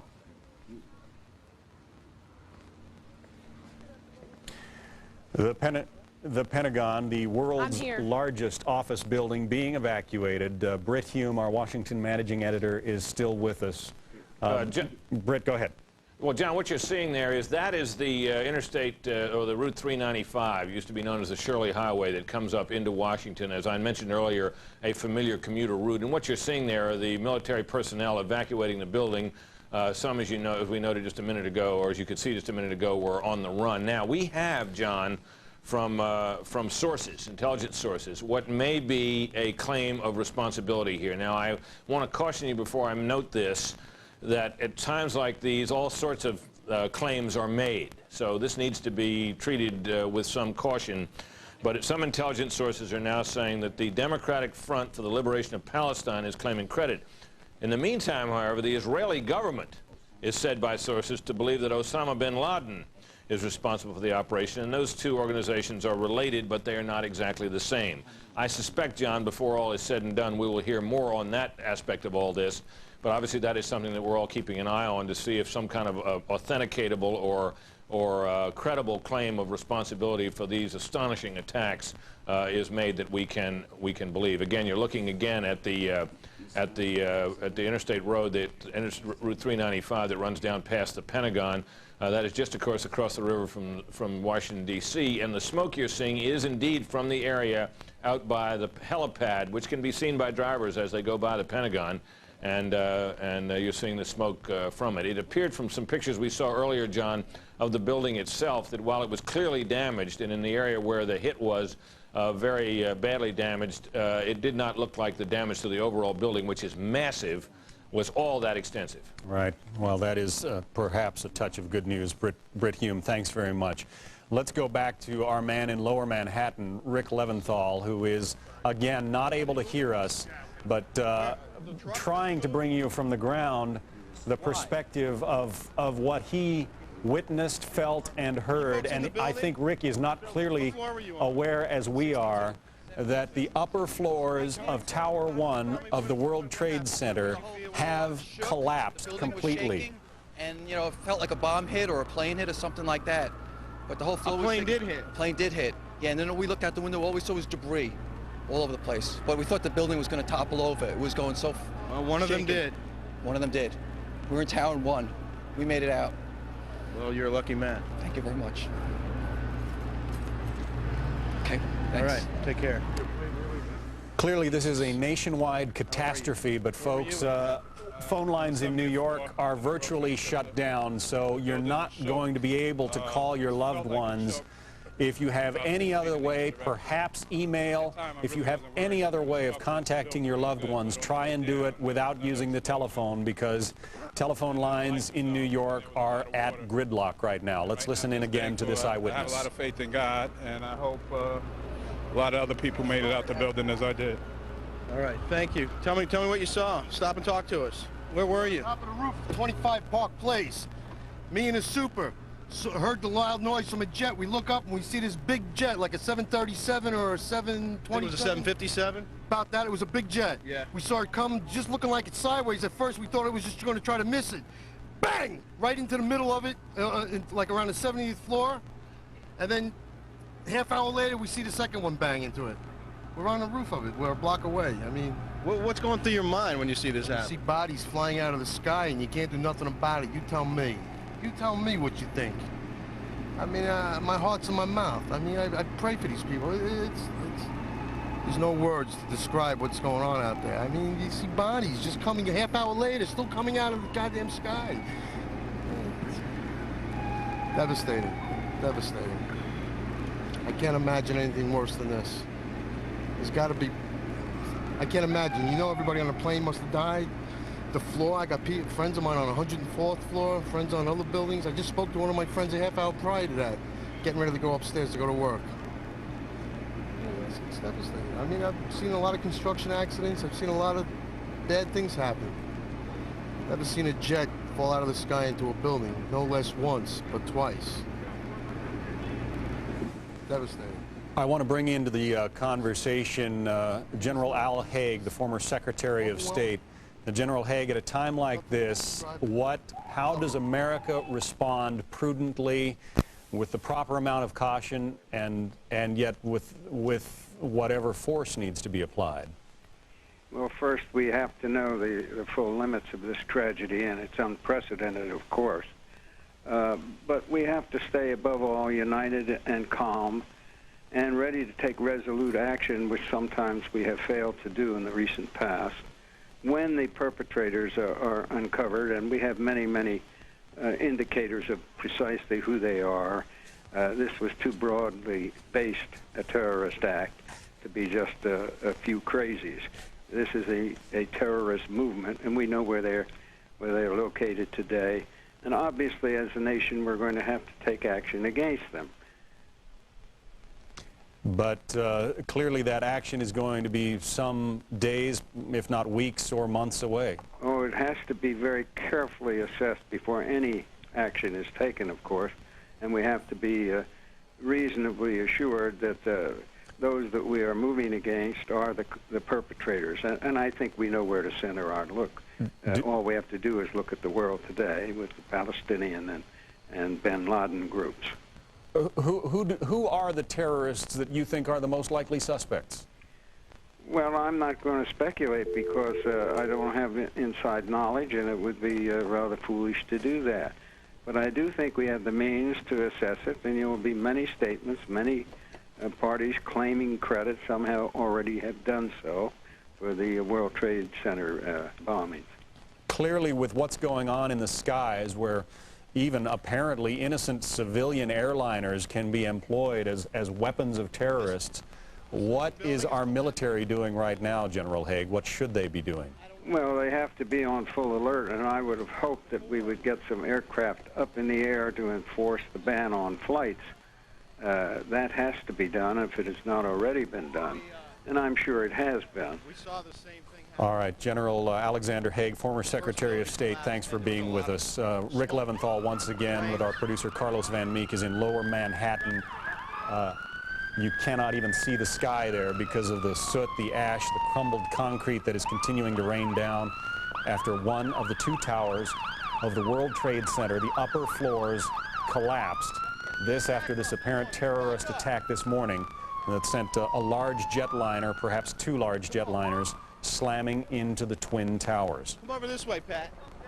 You can see the chaos. Bill, we can see the top of the building from here. Oh, yeah. Oh, there it goes, there it goes, there it goes, there it goes. Oh. When it comes down, we're...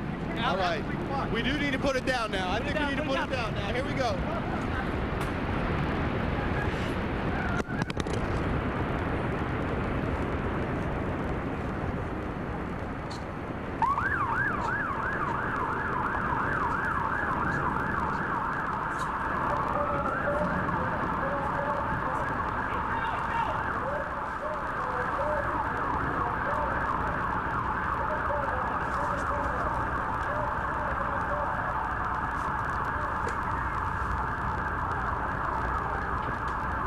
America, offer a prayer.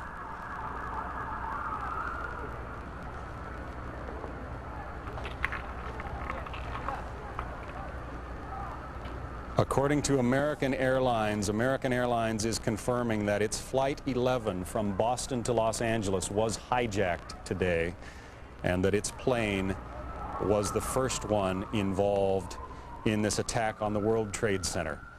Brian Wilson is on the phone with us now from the Washington area. Brian, what's the latest? Well, I wanted to tell you, John, that I'm in front of the Capitol, and a moment ago, police officers ran up to us and ordered us off of the grounds and told us, and I quote, there is a plane that has been hijacked. It is 20 minutes south of Washington. This was about 10 minutes ago, and is headed this way. They are taking ultimate precautions. Now, as you know, in these chaotic situations, sometimes information gets twisted. But police officers here are saying that they believe there is a hijacked plane now headed toward Washington. And that's all the information I can give you at this moment. All right, Brian, we had a report from you earlier that military aircraft are circling the Capitol. Is that still the case? They have not seen them in the last few minutes, but there were military jets above the Capitol a few moments ago. Of course, you know, John, this has been the nightmare scenario for security experts in Washington, that many of the buildings in Washington, very visible from the air, are very vulnerable. In fact, the flight path to National Airport runs literally 6 blocks from the White House. So this has always been a big concern. But again, to repeat the information that I have here, Capitol Police have completely evacuated the grounds of the Capitol, and they have told us, quote, there is a plane that's been hijacked. It is south of Washington, headed this way. Now, the reliability of that information I cannot give you, but that's what police have told us. All right, Brian Wilson, thank you, and let us know if you come up with any new information. It is hard to describe, folks. The pictures show what has happened in Lower Manhattan, but we don't have a handle yet on the devastation. I remind you again that there are perhaps 50,000 people who work in the World Trade Centers. the two towers, and those towers are virtually gone now after this apparent terrorist strike earlier this morning. How many of those 50,000 people they were able to get out, we don't yet know. That is the heart of not just the financial district, but many national, international corporations. I mean, look at that smoke, the dust, that plume that has just engulfed blocks and blocks of lower Manhattan. You have the Wall Street Journal down there, many, many corporations and offices. So I think we must say a prayer, and our heart certainly goes out to everyone who is there right at this moment, as well as the New York City Emergency Command Center is at the foot of the World Trade Center. I think it is, John, important for us to take a moment to say a prayer, remember these people, and hope that God gives us grace. And take a look at the poignant picture you see there. The Statue of Liberty, folks, is still standing, and I think that's important to remember at a time like this. The World Trade Center has collapsed, and the casualty figure we cannot even begin to guess at this point. Our David Lee Miller is with us, we're glad to know, from the City Hall area. David Lee, what can you tell us? John, just seconds ago there was a huge explosion, and it appears right now the second World Trade Tower has just collapsed. The debris and the smoke is so thick where I am that, again, you cannot see the World Trade Center even though we're just a few blocks away. But it appears the entire building has collapsed. People are literally running through the streets. They are running from Center Street in Lower Manhattan, trying to get away from the smoke, which is absolutely choking. It is difficult to breathe. There are people in front of me wearing gas masks. The cell phone service is virtually non-existent. There are lines of people to use the few payphones that are available, and people are literally hysterical in the streets, worried about loved ones who were in these two buildings. Moments before the building collapsed, I was outside, and after the first collapse, the authorities began to move people away from the perimeter. They feared that the second building would collapse. They warned people of that, and they began to push people away, including reporters, including myself. And right now, there's nothing here but shock on the streets of Lower Manhattan. John? All right, David Lee, stay safe. We are looking now at pictures, this of the second of the two World Trade Center towers collapsing after that awful, awful event. Let's just recap what's happened so far today. Two planes, one of them at least apparently hijacked, an American Airlines plane, slammed into the side of the World Trade Center a little before 9 a.m. Then, as we watch now this picture, a second plane slammed into the second tower of the World Trade Center. That tower collapsed first. It burned for a while and then collapsed. And you can see these pictures as that tower collapses. Not long ago, the second of the two towers collapsed. Now again, there are perhaps 50,000 people who work in these buildings on any given day. Not all of them would have been at work yet, but clearly a great and monumental loss of life.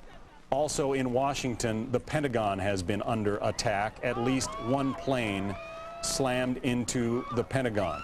David Schuster is an eyewitness to that, and is joining us now. David? John, the Pentagon is now being evacuated. You may be able to hear some of the sirens that are going off in the Pentagon. There's smoke billowing down the hallway. Eyewitnesses describe a U.S. Air 737 plane on what seemed to be headed towards National Airport at approximately 9:40 this morning, when it then crashed into the south end of the Pentagon. The eyewitnesses describe a huge ball of fire, the plane apparently hitting by the helipad, which is near Highway 110 and Highway 395, the main arteries into the city.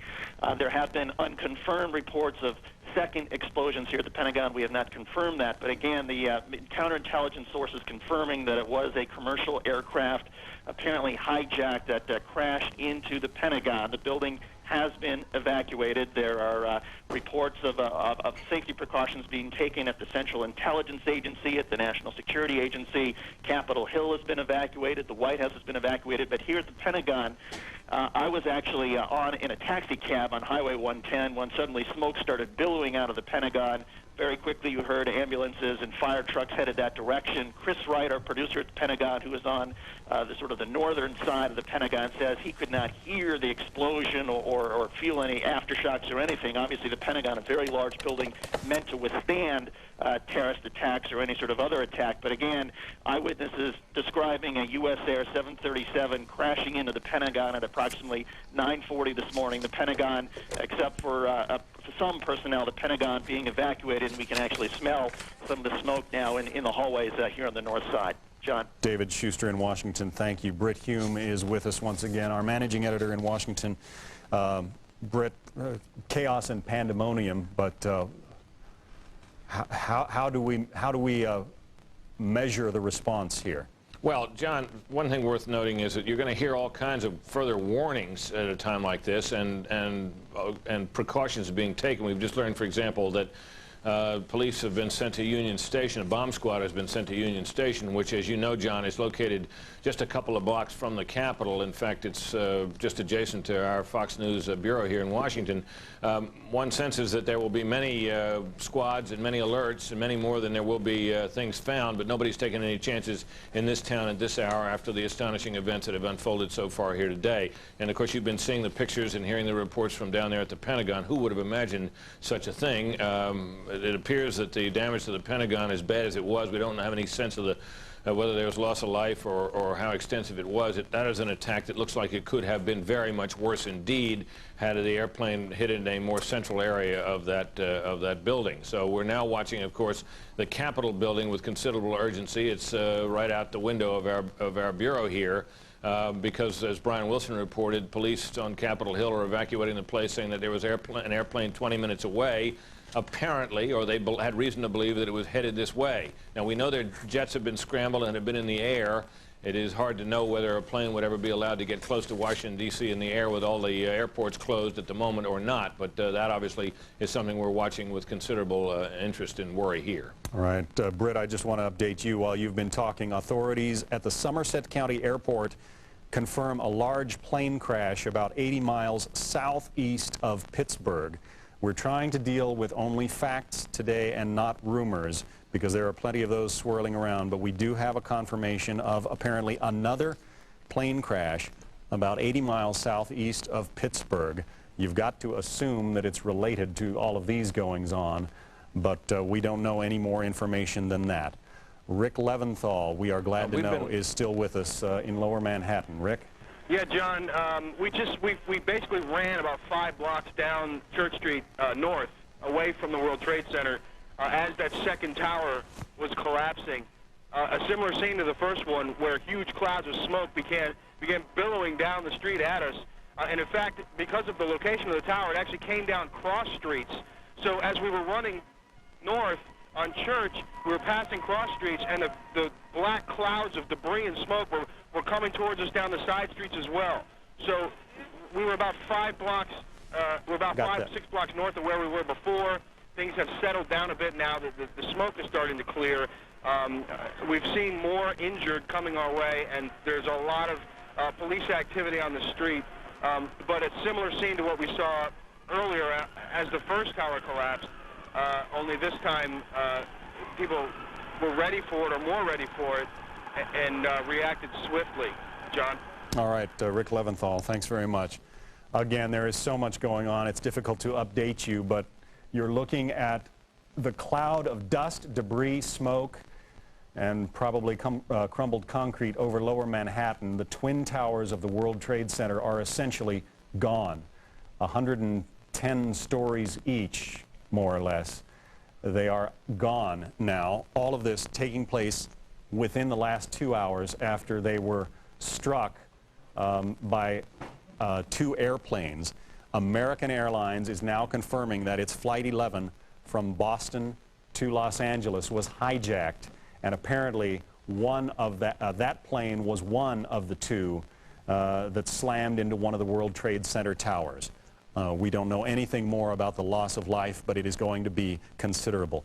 David Schuster is with us now, again, not far from the Pentagon. David? Well, John, I'm actually inside the Pentagon in our office at the Outer Ring, and again, we can confirm for you that intelligence sources are telling us that it was a U.S. Air 737 that crashed into the south end of the Pentagon at approximately 9:40 this morning. The Pentagon has been evacuated, but we do want to point out that at parts of the Pentagon, key personnel are still here, including the National Military Command Center. This is in the basement of the Pentagon, and sort of a bunker type of a facility that is essentially designed to withstand direct attacks on the Pentagon.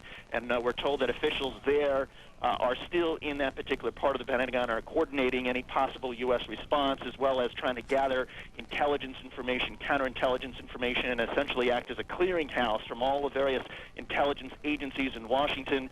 There have been reports of precautions being taken at the Central Intelligence Agency in McLean, Virginia, at the National Security Agency. But again, here at the Pentagon, while most of the Pentagon and its 23,000 employees have been evacuated, the National Military Command Center at the base of the Pentagon is still here.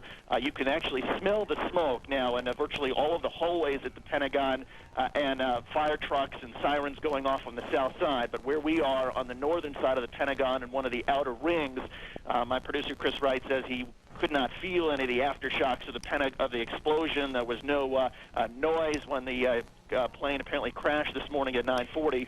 But again, most of the Pentagon has been cleared out. Smoke pretty thick here in the halls. But some officials, of course, still at the Pentagon in the offices that are designed for some of these very scenarios. John? All right, David Schuster at the Pentagon, thanks very much. It appears, and we had the report from our Brian Wilson in Washington not too long ago, it appears Brian told us that that there was a report of a hijacked plane south of Washington, D.C. and headed toward the nation's capital. Now, it appears that that is the flight that went down about 80 miles southeast of Pittsburgh. We told you that there was a confirmation from the Somerset County Airport. Authorities are saying that that may be the plane that Brian Wilson spoke of. Let's take you back again to New York and an absolutely horrific scene in lower Manhattan. The entire lower end of the island covered in smoke and floating debris. And what's missing? The Twin Towers of the World Trade Center, 110 stories high. You are looking at the pictures from, the last half hour or so as the first tower simply collapsed on itself. This, and look at the debris raining down on other buildings. Imagine the horror. Now, here comes the second tower. This is the one that had the TV antenna on top, simply imploding on itself. 110 stories, the workplace of some 50,000 people. America, the loss of life here is going to be tremendous. Molly Falconer is at one of the New York area hospitals. Molly, it's got to be a scene of absolute chaos there. John, this is an area under siege.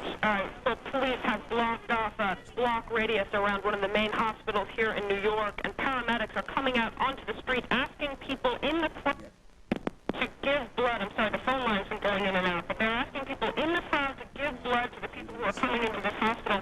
There are stretchers out on the streets on dollies draped in white sheets waiting for the injured to come in. I've seen ambulance after ambulance ferrying people into this hospital. It is a scene of utter chaos. The police have locked down this block. They're trying to keep people away, but people are standing at the barricade trying to find out who's inside this hospital. As far as we know, most of the burn victims are going up to Cornell Hospital. Some are going to Bellevue, but the majority are going here to St. Vincent's Hospital because they have a trauma one-level center here that is to take care of the worst of the victims who are coming in. Sirens just keep going for us, and the crowds are just getting heavier. Most of the people here can also see the World Trade Center, both of the towers. We heard the crowds watch them come down. People are in tears. They shouted watching the second tower come down, and now all we can see is way downtown billows of black and gray smoke while the sirens here just keep coming into the hospital. John, we'll keep you up to date. All right, Molly Falconer, thanks very much. And that is perhaps something that you can do if you are watching our coverage anywhere in America. Donating blood is going to be very urgent today.